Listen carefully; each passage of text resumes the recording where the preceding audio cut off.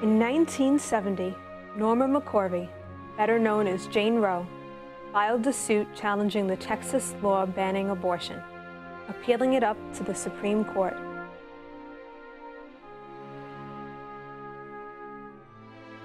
On January 22, 1973, after 2 years of arguments, the Supreme Court ruled on Roe v. Wade, overturning 50 state laws and legalizing abortion in the United States.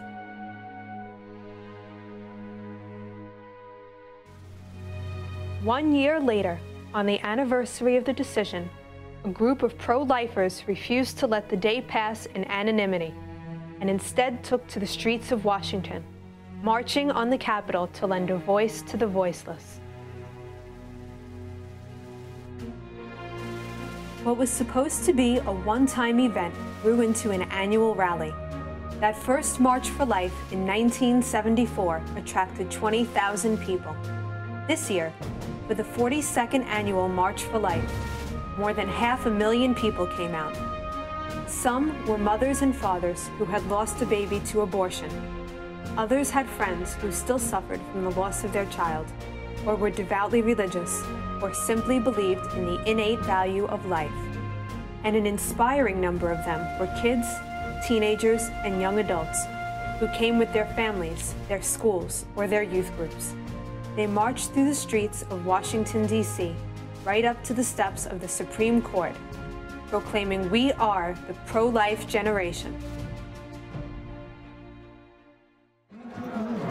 We love babies, yes we do. We love babies. How about you? All right, I'm Angie. I'm Sandy. I've been attending youth for 3 years. So every year that March for Life comes around, Kenny always tells us about it and shows us videos of the march. This is my first time. It's my third time going. I love it. It's a great experience to see how many young people and even old people who come out to represent what life really means. Once it's conceived, it becomes a human. And to get rid of something like that is getting rid of pieces, throwing food out. It's basically wasting it. It's wasting life. And people are dying every day. You need to replenish life. My name is Joanne Fusaro. I'm the youth minister for St. Francis Cabrini. The wonderful thing about today is that our youth said, "Are we doing that again?" It was fun. And that was exciting because, you try as a youth minister to teach them, but then when it comes from them that they want to have this voice, it was just really exciting. So it really came together very easily because we knew who wanted to be on the trip to go down and have that experience again. And actually they brought some extra friends with them. So they went out and grabbed some of their friends and said, "You have to do this." I always felt that if I went, I would have nobody to walk with. And I'm very shy. So I feel like it's going to be a great experience for me, to walk with her because she knows everything that's going on. And she's my best friend. So on top of it all, I'm walking with my best friend. I'm glad she's finally coming.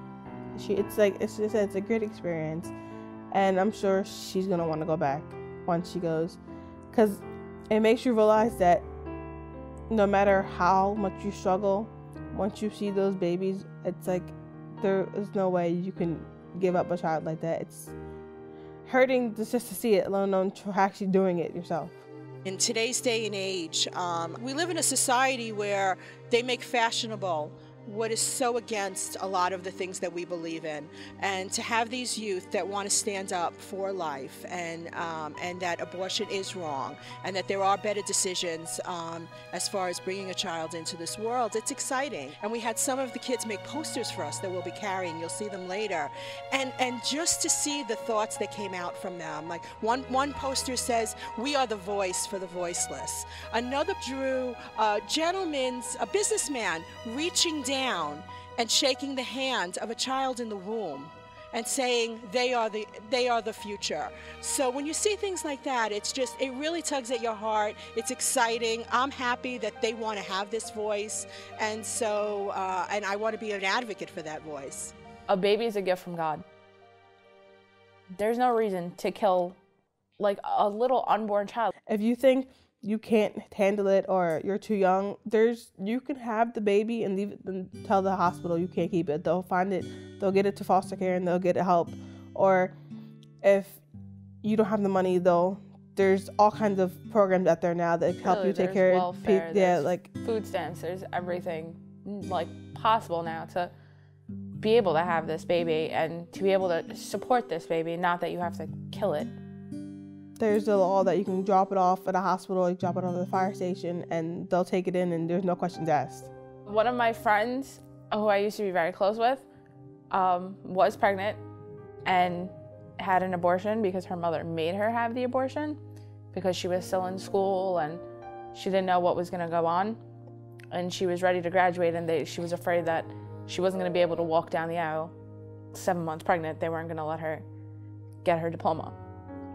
So I went with her, and I saw the look on her face when she came out. She was like horrified because she knew what she did was wrong.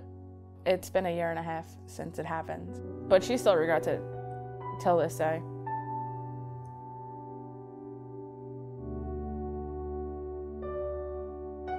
This year, my mother had an abortion in 2014, so it's even more of an experience in wanting to go to represent the fact that I have lost a little sibling. The doctor told her 6 months in that the baby was gonna have, I forget what the disease it was gonna have, but it was like the baby's limbs were gonna be like, you know how we bend one way? It was gonna bend the opposite direction, and she wasn't gonna last very long, they said.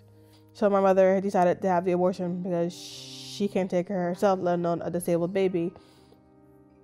And I didn't find out until I was taking a surprise trip to Philly, and I asked her where she was. She said she was in the hospital, that she had just had the abortion.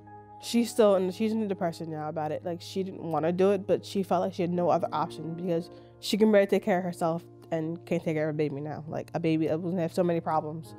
I honestly think she should have gave it a chance, and you never know what God's plan was.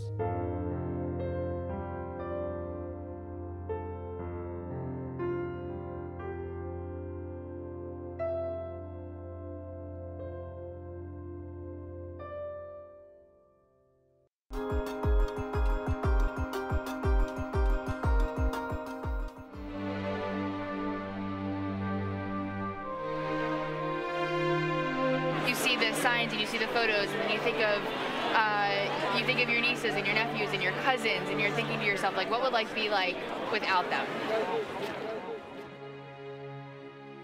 My first March for Life was when I was a freshman in college at Franciscan University of Steubenville. I came here as a college kid, and then I came here as a news reporter, and now I'm here on the other side of doing the press in the public relations for it. And maybe they look younger because I'm older now, you know. Maybe they were always this young, and I kind of identified as that. But to see them here now and to see how young they are, these are the next generation of voters. Don't be apathetic. Continue. You know, like, prayer is so important, but don't stop advocating for the unborn.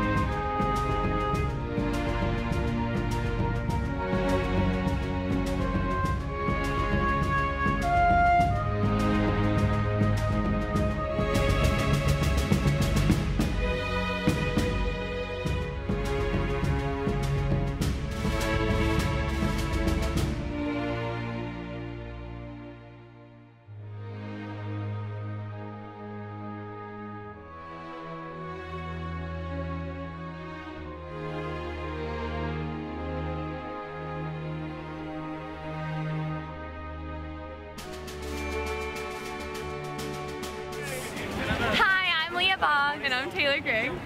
Catherine Lopez, National Review Institute, and Catholic Voices. Kenny Woodzanowski. Mia Lynn. Vincent Leviathan, the Director of External Affairs. Sister Angeles. Good Shepherd Life Team! Thank you, JBT! Myself and as 2 young children, when you see going through with your wife on a sonogram for the first time and hear the heartbeat, it directly affects you and affects, you know, the importance of life. We're here to support life, not to bash anybody, not to put anybody down, but to stand up that many people do believe in life, and that we're here to support that, to help overturn the rule about it. I had a brother with special needs growing up, and you know, had my brother not been given the chance to be born, my life would have been dramatically different, because my brother taught me so much about compassion and about caring for those who weren't perfect. And I mean, none of us are perfect. It's a great feeling being here today to see people, young, old, babies out here representing the fact that it's not right to abort a human living thing. Just because it's not born yet and it's not breathing, it's still human. And it feels good to see that there's not just me out here, it's 6,000 other people out here for more. Before the age of 19. It's a good feeling. I will be back next year. The self-hatred very, and very shame, proud to be out here today, just to see the grief everybody and the sorrow here. became so great that in one dark night of desperation, I tried to take my own life. It feels awesome. This is my There first in one, that and I desperate definitely am going to come back next year. It feels like a dream to be here today. Looking at all these people around, and they all share the same like common goal to get rid of abortion. So I feel really good to be here today. You know, I'm glad that I'm not the only one who feels passionately about abortion. So I'm glad I came today.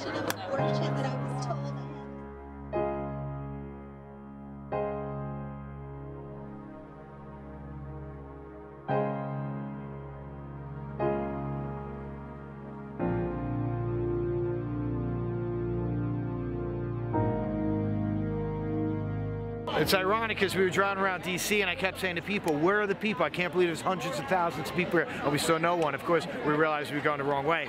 And I knew there was, and then all of a sudden we just hit the people. And it's amazing and awesome and wonderful to see so many people that realize how precious life is and what being pro-choice for non-abortion is important.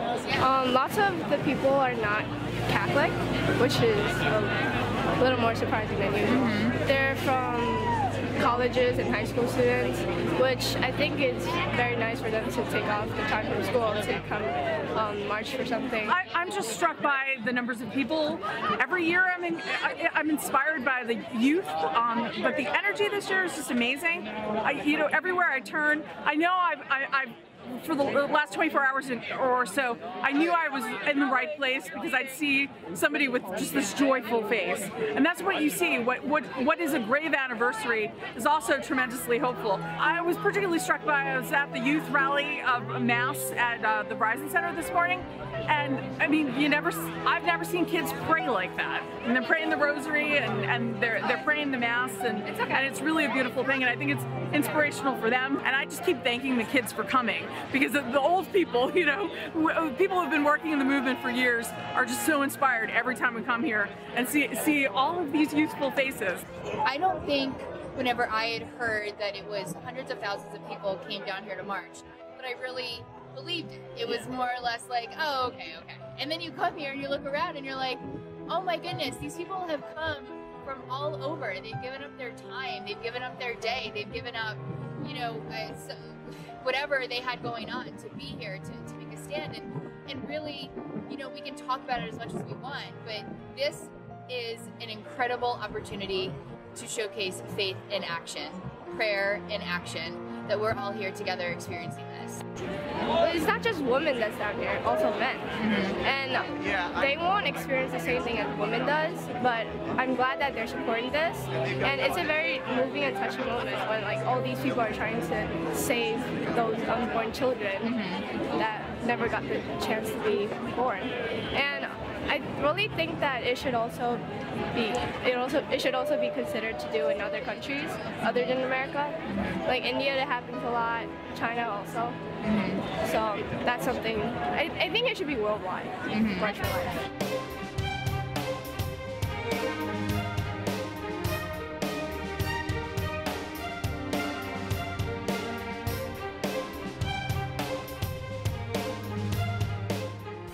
I think that everybody should come here at least once I'll come back when I get the chance to. Yeah. The more kids, the better. So if your parents wondering if you should send kids, please do. I mean, it's a beautiful event. The cops were great protecting people. So yeah, no, I definitely come if you can.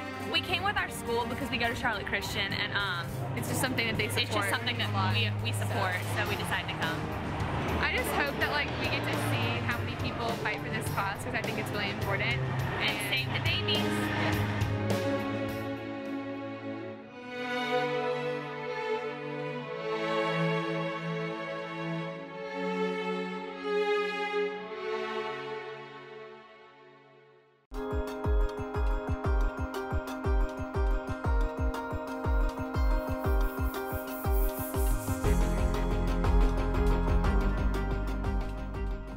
So we just finished the March for Life, and we're in the basement of the Basilica of the Immaculate Conception. And we come here to pray and hopefully spread the word when we go back home to, say, hey, let's get beyond our political differences and just look at the foundation of life. And we got to do everything possible to save babies and make people realize their lives mean more than, inconvenience or money.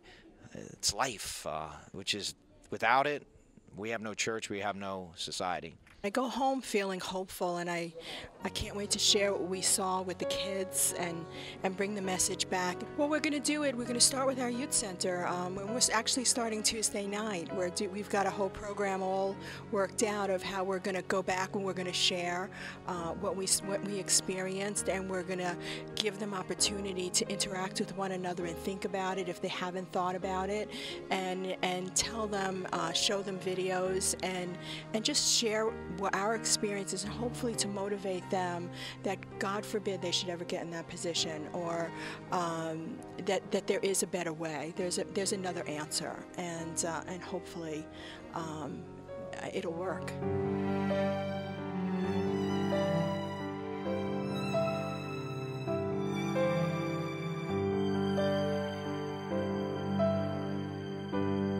Today, well, I guess maybe we got in with the wrong group, but it was a little more quiet than usual. Usually everyone's screaming and hollering and chanting. I guess we got in with the little older people than we are, and all they want to do is pray, so it's a lot more quiet and peaceful. Other than that, it's still amazing. I just love going to things like this. It was just amazing to see how many people came out. Each year, I think more and more come out. From all ages, from babies to adults to old people. You got to come to do it to get it. I mean, to say, oh yeah, hundreds of thousands of people are marching, but so many young people, so much hope. It was almost like a prayerful walk, even though there was singing and prayers. And it just hits you really hard at the fact that so many people don't want to be silent anymore, yet it seems like society almost ignores the fact that this is still happening in America in this year, that babies are still being killed, and it's still considered a choice. And it's sad to me, but I have hope. I have hope because there's so many young people that get it, that say, yeah, common sense says we need to protect these kids. We need to, there's got to be a better choice than this. I'm feeling inspired. Like Ken said, there are so many young people walking, so it gives us hope for the future. But as we stood at the steps of the courthouse and we heard those stories, at one point I just broke down and cried, because these women and these men were regretting what they had done and naming their children. When I heard them naming their children, it just broke my heart. Dear John Michael, George Stephen, and Mary, even though I never had a chance to introduce myself, but it just put another a realm of reality of how much this is murder, and that it's not something that should be acceptable in today's day and age. We're looking at all these names of foundations of families, and even the more important issue here is, I mean, abortion is destroying families, destroying lives. Not recognizing life starts at conception, and we're sitting here in this church, and it's just, to me, surreal that literally until we get this thing right, our families are falling apart, our society's falling apart. What struck me the most today was literally watching kids with their families watching the walk, and it sort of hit me like they're watching and are they processing like we're marching to protect their lives? And it's almost like, is that really what our society, it's that sad that we got to fight about life, where it should be a given that we should protect it in every possibility. So hopefully someday there won't be a march, because there won't be any more abortions. This generation is often accused of being apathetic, but on January 22nd, 2015, young people from across the Brooklyn Diocese and across the nation came out in droves to share their stories and to fight for a better future. Bystanders may have called them anything from inspiring, devoted, and principled kids to zealots determined to destroy women's rights. They may have called them passionate or crazy, or maybe even active, but they certainly couldn't call them apathetic.